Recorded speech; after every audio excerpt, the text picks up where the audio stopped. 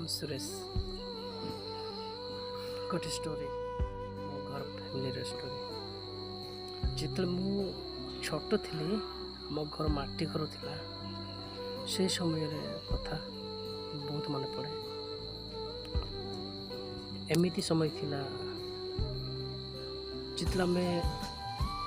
बाती आसला से समय आम घर रे पानी भितर पशिगला सब एमिति कि धान सब दाहला खाइबार अभाव थिला। से समय पानी प्रबल हेबा परे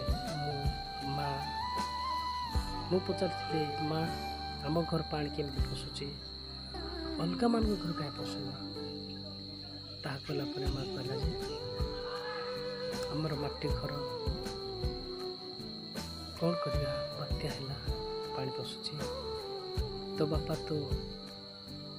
खाली भेट कर रोची तुम चिंता नहीं तुम पढ़ापाई किसी ग्रोथ देना कौन कर मुझे समय माँ को कहली आम ए पानी फिंगुचु माँ आम बड़ हेले भल पाठ पढ़ले आई पानी फिंगार समय पड़े माँ गोटे कथा कहला माँ कहला जे आउ भल पाठ पढ़ले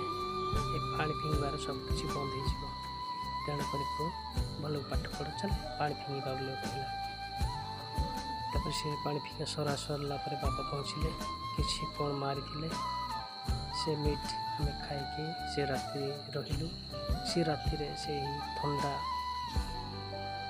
पिंधारे कपड़ा बिछे शुई पड़ू। आमर स्टोरी ए प्रकार थिला एवं वर्तमान प्रभु ए प्रकार स्टाइल।